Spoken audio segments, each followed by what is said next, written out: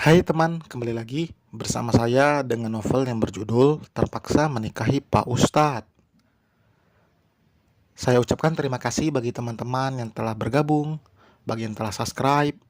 Saya ucapkan terima kasih. Dan bagi yang belum subscribe, jangan lupa untuk klik tombol subscribe supaya channel Mimin ini bisa berkembang dan kalian juga tidak akan ketinggalan update dari novel ini. Baiklah, langsung saja kita mulai. Bab 58. Nih, udah aku hapus. Alika memperlihatkan layar ponselnya. Ya udah, bersih-bersih Gi, atau mau sama-sama? Syafiq tersenyum menggoda. Aku bisa sendiri, sahutnya lalu berjalan menuju ke kamar mandi. Sambil menunggu Alika selesai, Syafiq menghempaskan tubuhnya ke atas ranjang. Ia merasa malas jika harus ke kamar mandi lain. Tubuhnya benar-benar lelah dan ingin segera tidur. Ia bahkan sama sekali tidak menyangka dengan kejadian hari ini. Syafiq bahkan meninggalkan pekerjaannya untuk menemui Alika di kantor polisi. Terdengar suara ponsel. Tanpa mengubah posisinya, Syafiq merogoh saku celananya untuk mengambil ponsel. It's me, Angel. Bisa kita bertemu besok? Aku tidak ikut suamiku, karena suamiku pergi, jadi aku yang akan mengurus soal desain ini denganmu. Tentu, saat jam makan siang Anda bisa datang ke kantor saya, balas Syafiq. Tidak ada debat, jantung atau pemikiran tentang Kelin lagi, karena dalam hatinya Syafiq sudah menegaskan jiwa wanita itu hanya mirip dengan mendiang istrinya saja. Menurutnya tidak ada faedah jika dirinya mengatakan mengenai Angel pada Alika. Toh Angel juga hanya wanita yang mirip dengan Kelin. Dan tidak ada untungnya. Alika tahu semua ini. Ini masalah pekerjaan dan Syafiq profesional. Lelaki itu bangkit berjalan menuju meja kerjanya dan mengeluarkan kertas desain yang masih setengah jadi. Lebih baik memang bertemu langsung karena Syafiq tidak ingin mengalami kejadian seperti Friska kemarin yang berkali-kali mengubah keinginannya, membuat Syafiq harus bekerja 2 kali. Semoga aja nggak ada koreksi lagi dari klien, gumam Syafiq. Karena menunggu Alika yang masih belum kembali, Syafiq akhirnya memilih untuk membersihkan diri di kamar mandi yang lain. Ia ingin segera istirahat, apalagi nanti subuh ia diminta untuk datang ke pondok. Mas, nanti aku pulang agak telat, soalnya ada kerja kelompok, ujar Alika sebelum turun dari mobil. Jadi nanti mas jemput di mana? Tanya Syafiq. Di kampus aja, paling kalau keluar juga di resto seberang, jelas Alika. Ya udah, kalau selesai tinggal telepon aja ya, pesan Syafiq. Alika mengangguk lalu keluar setelah mengucapkan salam. Syafiq langsung tancap gas menuju kantor, tapi ia sempatkan untuk membeli cheesecake untuk cemilannya dan pengganjal perut karena tidak sarapan. Sampai di kantor, lelaki itu langsung disuguhkan tumpuk pekerjaan yang harus segera diselesaikan. Den, hari ini kamu gantikan saya buat mantau pembangunan gedung olahraga. Nggak apa-apa kan? Tanya Syafiq pada Denny. Iya pak, saya akan ke sana. Dan tolong, catat kalau ada keluhan biar nanti saya langsung yang bicara pada mereka. Pesan Syafiq. Baik, kalau begitu saya permisi. Denny keluar dari ruangan itu. Hanya selang beberapa menit, kini Gea yang masuk. Masih dengan pakaian yang minim, tapi kali ini ia lebih terlihat elegan, tidak seperti sebelumnya. Gadis itu datang untuk meminta saran mengenai desain perdana yang dibuat untuk klien pertamanya juga. Duduklah, ujar Syafiq. Maaf karena mengganggu waktu Anda, Pak, balas Gia. Tidak masalah, apa yang bisa saya bantu? Tanyanya. Saya ingin Bapak melihat apa yang kurang dari desain saya, pinta Gia, lalu menyodorkan kertas desain miliknya. Syafiq melihatnya secara sesama. Gia mengambil catatan dan menulis apa saja yang harus diperbaiki. Ia ingin belajar banyak dari Syafiq yang memiliki karir cemerlang di usianya yang masih muda ini.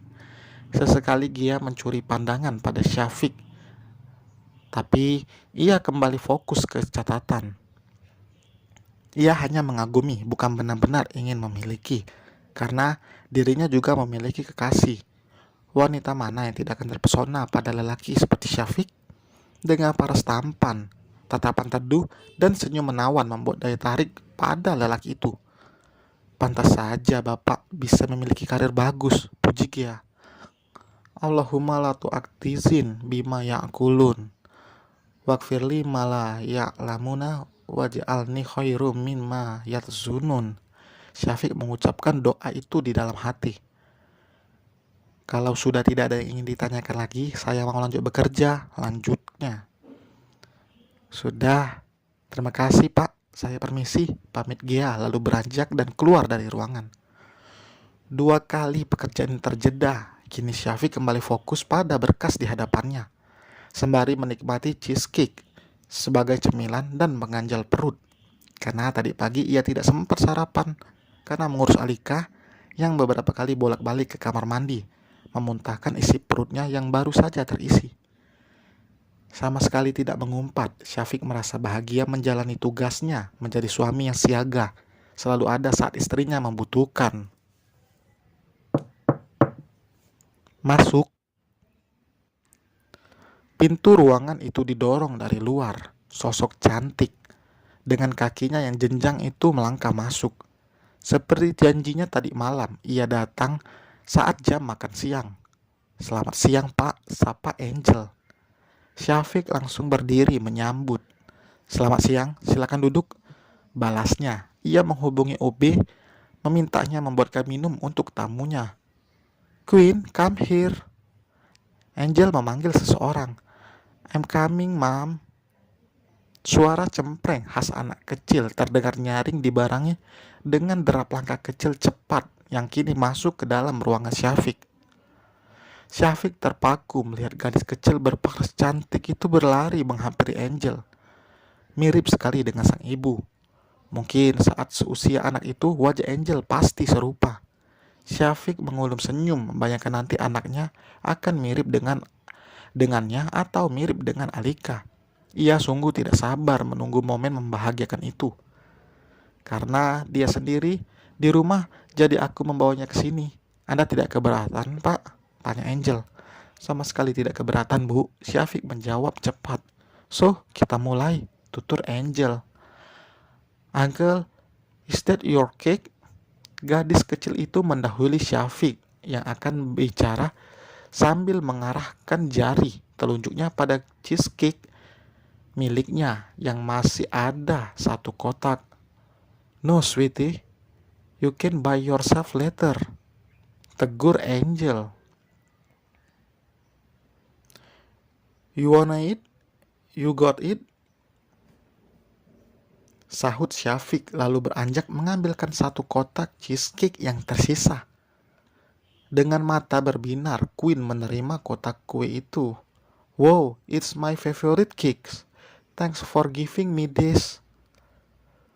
Ucapannya lalu duduk di samping sang ibu. Anytime, Syafiq membalasnya sambil tersenyum. Maafkan kelakuannya, dia memang agak nakal, apalagi kalau melihat makanan.